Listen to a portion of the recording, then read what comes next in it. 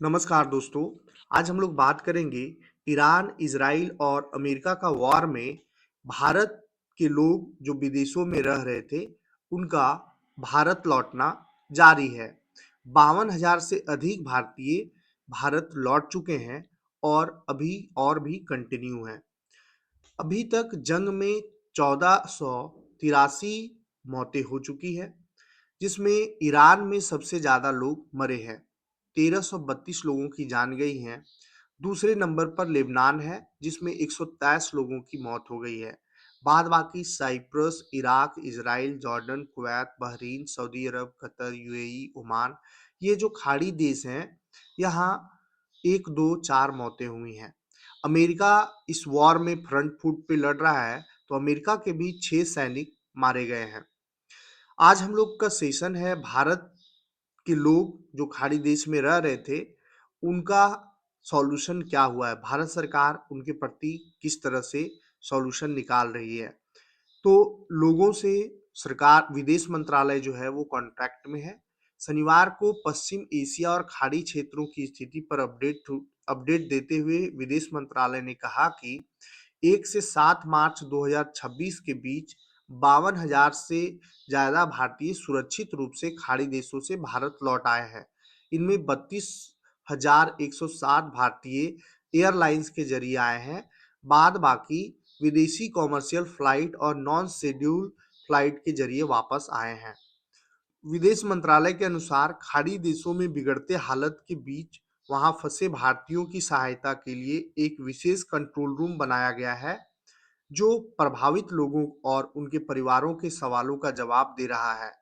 विदेश मंत्रालय ने यह भी कहा कि क्षेत्र में मौजूद सभी भारतीय नागरिकों को स्थानीय प्रशासन और भारतीय दूतावास, वाणिज्य दूतावास द्वारा जारी सलाहों का पालन करने की सलाह दी गई है। विभिन्न देशों में स्थिति भारतीय मिशनों ने 24x7 हेल्पलाइन शुरू कर दी है। विदेश मंत्रालय के बयान के अनुसार हाल के दिनों में क्षेत्रीय हवाई क्षेत्र आंशिक रूप से खुलने के बाद भारतीय और विदेशी एयरलाइंस कॉमर्शियल और स्पेशल फ्लाइट संचालित कर रही है। आने वाले दिनों में और उड़ानें संचालित करने की योजना है।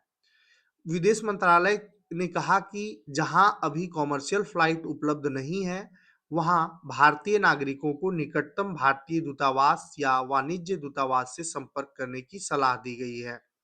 यात्रियों को कहा गया है कि वे दूतावास की वेबसाइट पर लगातार अपडेट चेक करते रहें, बिना वजह इधर-उधर ना घूमें और सुरक्षित स्थानों पर ही रुकें। सरकार हर भारतीय की लोकेशन ट्रैक कर रही है और कोशिश कर रही है कि उन तक मदद पहुंचाई जाए। विदेश मंत्रालय ने कहा कि विदेशों में भारतीय नागरिकों की सुरक्षा सरकार की सर्वोच्च प्राथमिकता है और वह जरूरतमंद सभी लोगों की सहायता सुनिश्चित करने के लिए क्षेत्र भर की सरकारों के साथ लगातार संपर्क में है। पश्चिम एशिया में सुरक्षा स्थिति नाजुक बनी हुई है, क्योंकि अमेरिका और इजराइल ईरानी ठिकानों पर बमबारी जारी रखे हुए है, जबकि तेहरान पूरे क्षेत्र में इजरायली ठिकानों और खाड़ी देशों में मौजूद अमेरिकी सैन्य अड्डों पर हमले करके जवाबी कार्रवाई कर रहा है। भारत में भारत के लोग 10,000 से अधिक लोग ईरान की राजधानी तेहरान में रहते हैं और ये 10,000 जो लोग भारतीय हैं, उनमें सबसे अधिक संख्या में छात्र रहते हैं, जो ईरान पढ़ाई करने के लिए गए थे। वहीं इज़राइल का बात किया जाए तो इज़राइल में 41,000 से ज़्यादा भारतीय मूल के लोग रहते हैं।